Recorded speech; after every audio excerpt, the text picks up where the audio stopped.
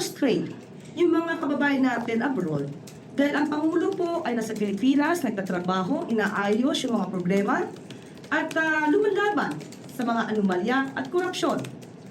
Samantalang ang Vice Presidente ay madalas na nasa personal trip at hindi po sagot ang pagbabiyahe para masolusyonan kung may problema man ang bansa.